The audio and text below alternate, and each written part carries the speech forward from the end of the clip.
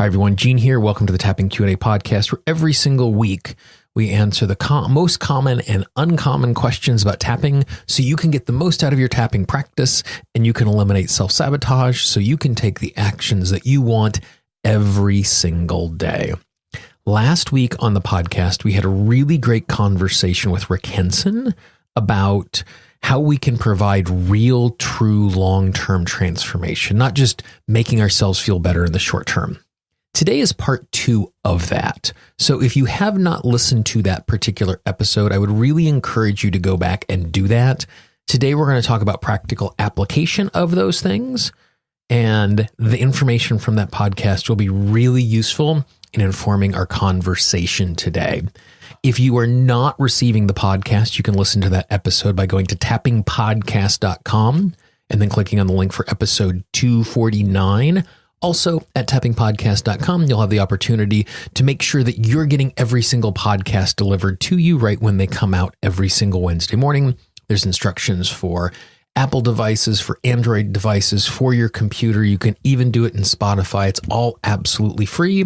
So you can listen to last week's episode and get access to the entire archive and get every new episode delivered to you. Tappingpodcast.com. This is Gene Montrestel, and welcome to the Tapping Q&A podcast, recorded live to tape from Williamsburg in Brooklyn. This is episode 350, originally aired February 13th, 2019. Hi, everyone. I hope this finds you well wherever you are and whatever time of day you're getting a chance to listen to this. Thanks for spending some time with me today. If you have not done so already, we have a free 10-part guide that you can use that'll show you how to get tapping to eliminate self-sabotage in your life. There are audios, there are videos, there are tapping scripts, there is instruction. All of it is absolutely free. If you go to tappingqa.com, click on the big blue button, we will start sending you that guide one piece at a time so you're not overwhelmed. And if you happen to be listening to this in the website, if you go up in that right-hand column, you will see a big blue button up there as well. Again, the guide is absolutely free, and it has super useful stuff that you can use today. So in last week's conversation, Rick Hanson very clearly pointed out that as humans, on a very base level, we have 3 types of needs. We have the need for safety, we have the need for satisfaction, and we have the need for connection. And the neat thing about those 3 needs is how they map directly onto the 3 parts of our brain. The need for safety maps directly to the functionality of our unconscious mind, or what we often call the lizard brain. Our need for satisfaction maps directly to the subconscious mind, or what we often refer to as the puppy brain. And the need for connection, sometimes referred to as social connection, maps directly to our conscious mind, which is often referred to as the human or the primate brain. And the reason that this is so important is the way that we provide transformation and the way that we solve problems for each of those 3 need areas is different. So if I have a struggle or a problem in the area of satisfaction, and we're going to break these down in a moment in more detail, but if I have a problem in the area of satisfaction and I am using a tool set that solves a safety need, then it's not actually going to solve the problem. And so what we need to do is we need to have a really clear idea of what type of problem we're trying to solve. And then based on that type of problem, what we can do is then we can use the proper tool to make sure that we're providing the healing and the transformation. And for me, this becomes particularly difficult because it's really easy for me to fall into transformational ruts.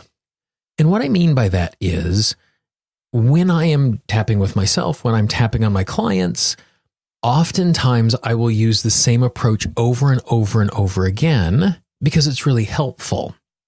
But if all of the tapping I have been has been around safety issues and I'm reaching for the tools that are really good for safety issues, and all of a sudden I bump into a satisfaction problem, it is my habit, because I've been doing it so much recently, to keep reaching for those safety tools.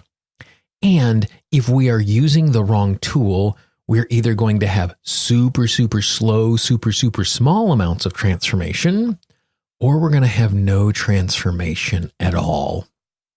And I think I mentioned this last week. It's the old adage that if the only tool you have is a hammer, then every problem looks like a nail. And the reality is we need to have a larger toolbox than that.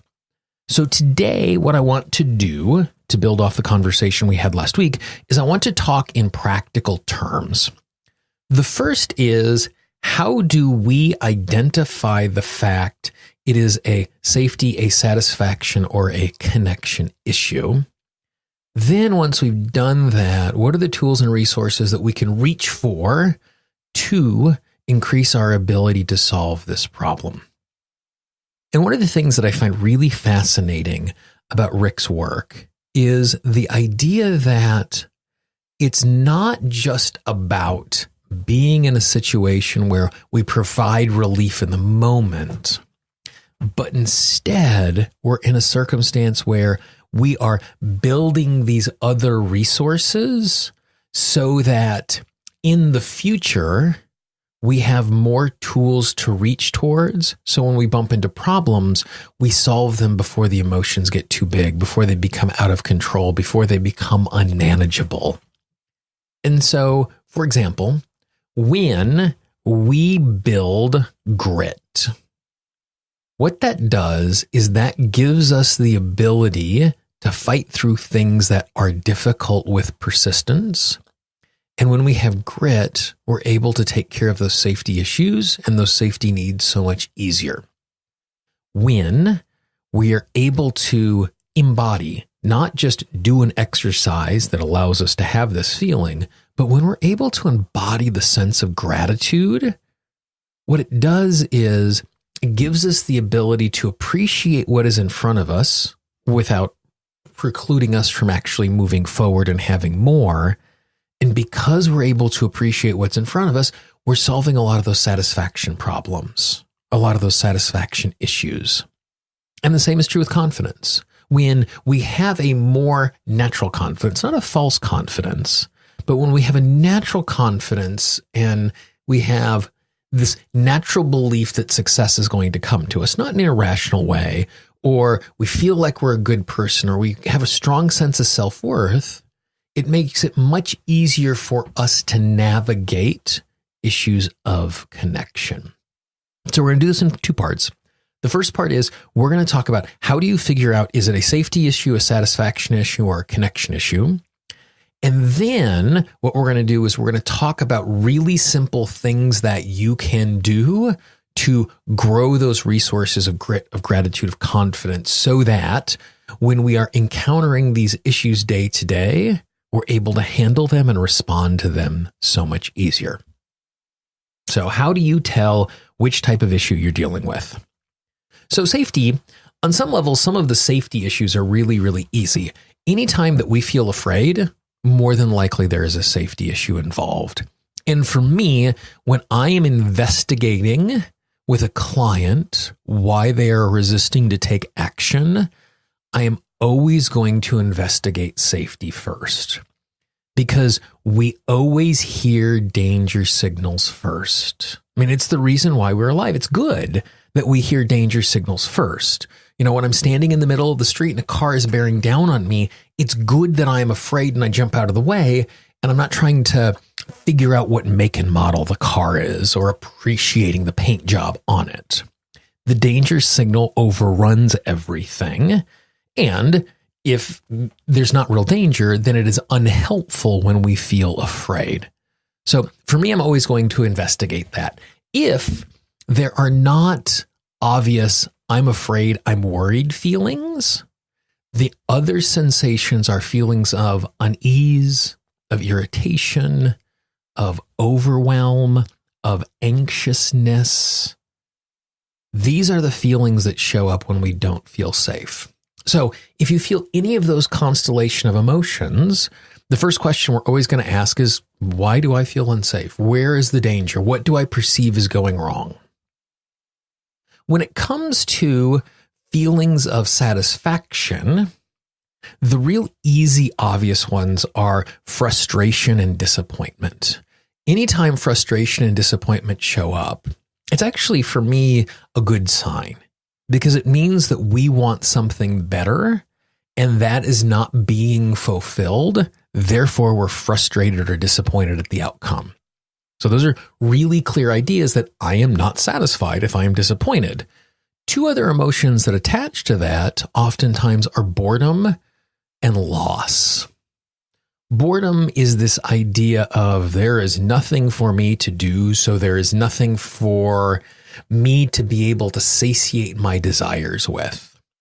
When we feel bored, it is because we are dissatisfied with what is going on, and oftentimes boredom is I am numb to the circumstance, where frustration is I'm fighting back against the circumstance, but the root cause is exactly the same.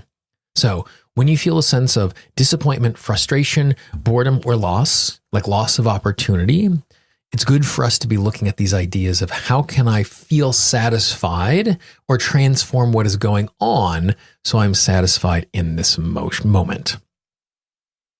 Connection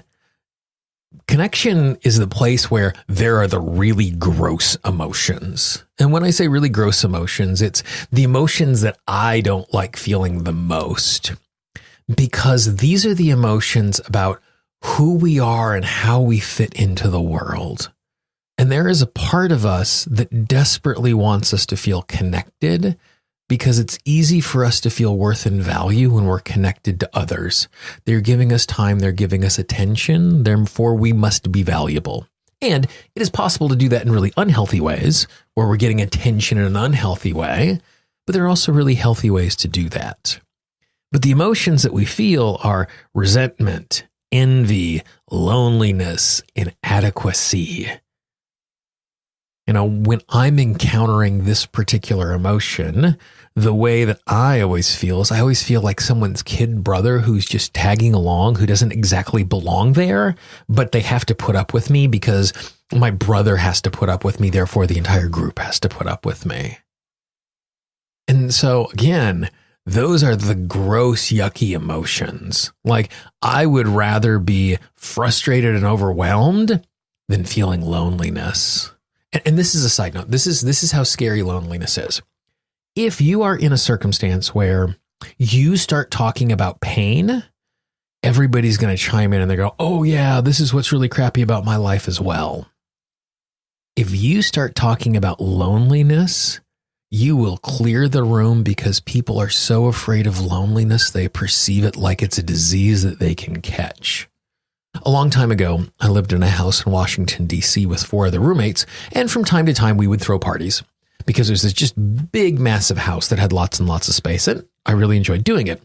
But at a certain point, I was ready to go to bed, and we needed to clean up before we went to bed, and there were still some people hanging around, and if I ever needed to clear the house, I would just start joining the conversations that were going on and would switch the topic to loneliness.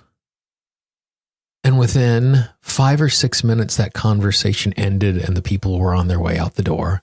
And then I'd move on to the next conversation, and I'd move on to the next conversation. Because people are so afraid of that sensation of loneliness that they just want to flee. And it makes sense, because that's the place that is about our deepest, strongest connection, and our biggest part of our identity is how we fit in the world. And so anytime we're dealing with resentment, envy, inadequacy, loneliness, we're dealing with issues of connection. So that becomes a really good, useful filter for us to kind of look through when we're approaching problems. What I'd like to share now are ways that you can tap to build the resources of safety, satisfaction, and connection. And one of the things that I really love about Rick's work, which we talked about last week, again, is this idea of being able to transform the neural pathways in our brain so that we reach for these things more quickly. We don't have those disproportionate emotional thoughts. How we build safety. The first way that we feel safety is by creating a place where we feel safe, secure, and that we matter. Because when we're safe and secure and we matter, then that sense of safety is going to grow out of it. And so for me, the easiest way to do this is just to take some time and just tap on phrases like, I am on my own side. I am taking a stand for myself. I matter. And as you know, when you're tapping, if there's any part of you that doesn't believe those statements to be true, the subconscious mind is going to speak those, and it's going to give you things to tap on directly. And so by just tuning into those phrases and not saying them in a rote way, but really thinking as I'm tapping, I am on my own side, and just kind of let that settle in. What does that feel like? If it creates a sense of power, keep tapping. If it doesn't, investigate the places in your body where there's resistance and there's not a sense of power. I'm taking a stand for myself. The exact same thing. I matter. And what you want to do as you're doing this, as you feel the sense of self-love and belief and self-compassion growing, I don't want you to stop. I want you to really sit and sink into that and really feel it. Because the longer you feel it, the less it is about this fleeting thought, and the more that you are training your brain to be the state of being that you are in. Now, if you have a lot of trouble doing this, what I want you to do is I want you to imagine that you're turning to a friend and you're saying, I'm on your side. I'm taking a stand for you. You matter. Because it's so much easier for us to do that. It's this amazing thing. You know, it's so funny. It's not love your neighbor as yourself, because oftentimes I'm so much harder on myself than my neighbors. For me, in an exercise like this, it's just the opposite. I want to love myself the way that I love the people around me. And so if you're having a really hard time putting yourself in that place of recognizing that I matter and I'm taking a stand, imagine that you're giving a friend that pep talk as you're tapping, and then imagine putting yourself in the shoes of hearing those words. Even if it's you saying them to you, what it's going to do is it's going to give you the opportunity to embody that. By doing this sort of thing, what you're doing is every single time you can show compassion to yourself, you're lowering your stress and you're going to calm your body. And receiving compassion from someone else actually makes you stronger. So if you're in a circumstance where you're able to do both sides of this conversation, where you are directing it at yourself and you're receiving it from yourself, you're getting the opportunity to be calmer, to be less stressed, and you are strengthening yourself, which is going to make it easier for you to breathe, which is going to help you to strengthen your footing, and you're going to keep going, and you're going to feel so much safer in the world because you're able to believe that you actually have strength and you deserve to take up space. Satisfaction. Satisfaction is about being able to appreciate what is happening in the moment. Now, this particular idea is tricky because sometimes we don't want to be satisfied because this moment is far from perfect. And there's a part of us that is afraid that we're saying this imperfect moment is okay, and we want to stay in it. That if I become satisfied with what is going on right now, then I'm going to stop moving forward.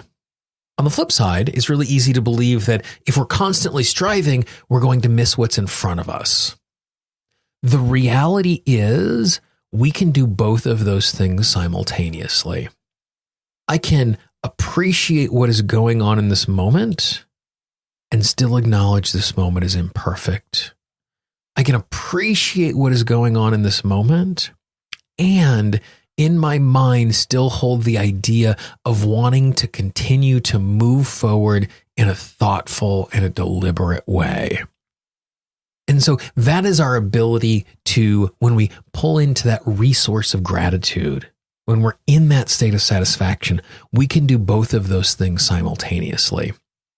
So in a lot of ways, satisfaction is really a practice of mindfulness, of being able to be here in the moment, which we can do and still have a looking eye to the future. So the first way that you can cultivate this is just tap and notice your body. Not without judgment, not without analysis, not there's this pain in my hip and who is the person that's causing me lots of problems and what does that pain represent? But instead, just notice.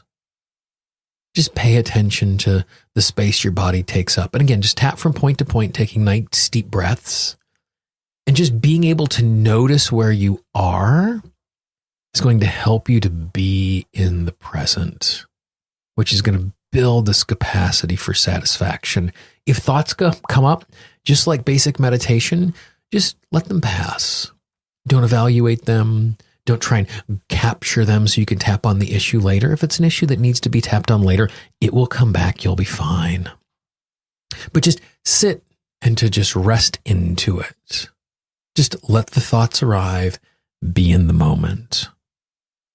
The second thing that you can do to kind of cultivate this feeling, this resource of satisfaction and gratitude, is think of the places that you find refuge.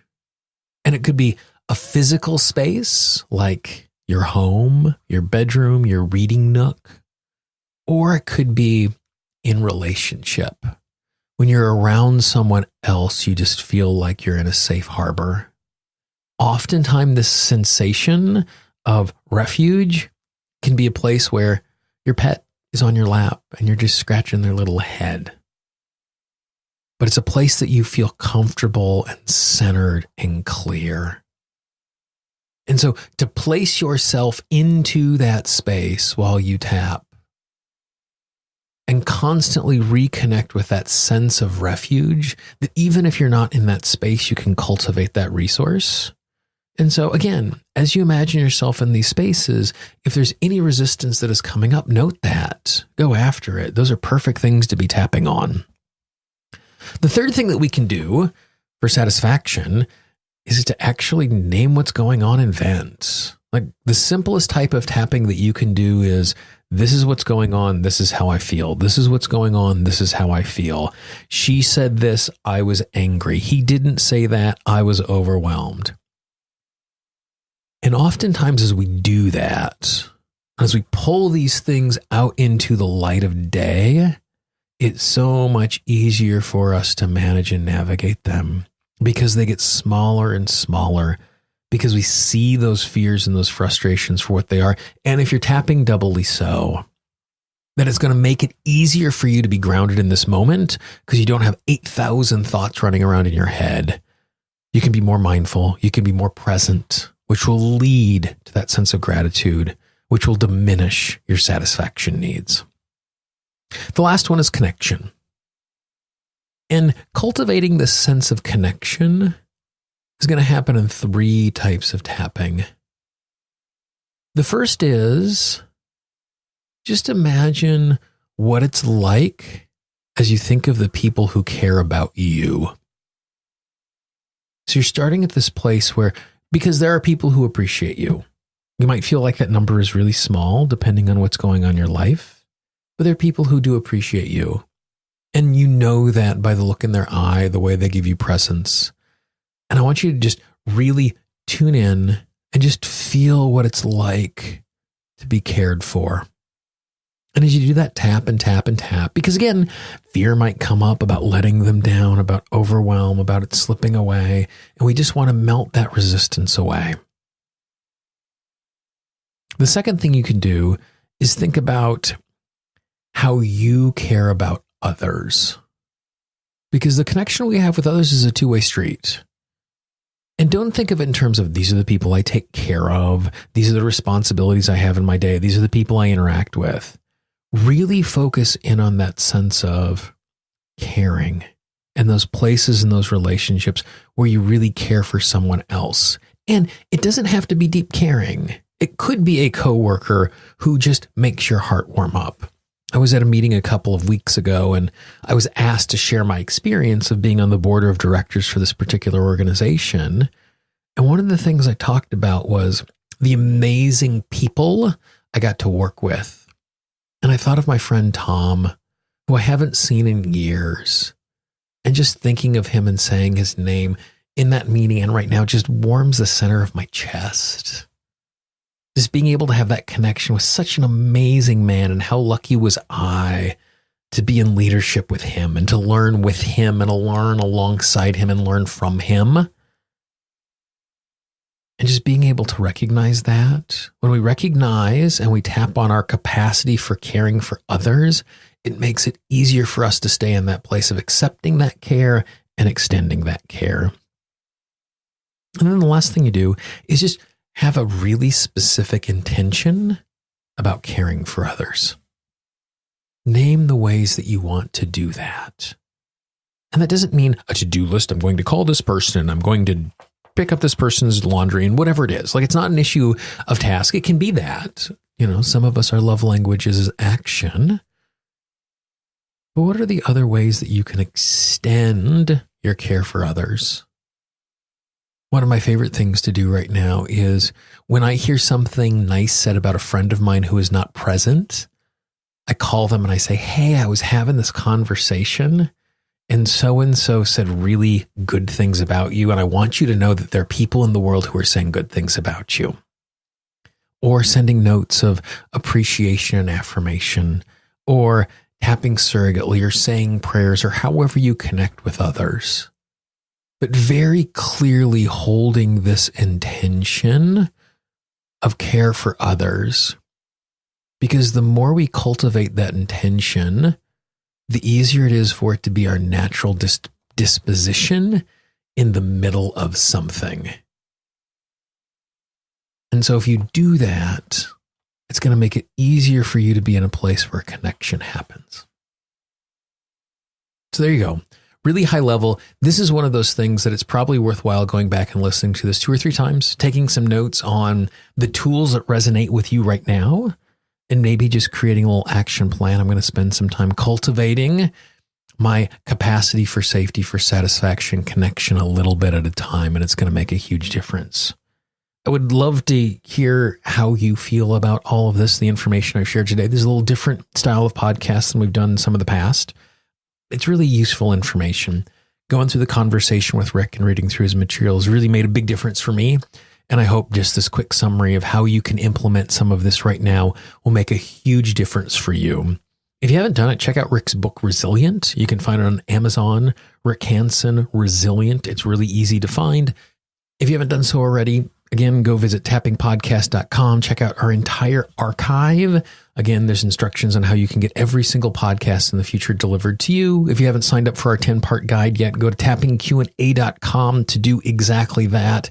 If there is someone in your life who could use the information that we shared here today, please, please, please, please pass that along. It makes such a big difference. The fastest and the easiest way for someone to find a new audio resource is from a recommendation from a friend just like you.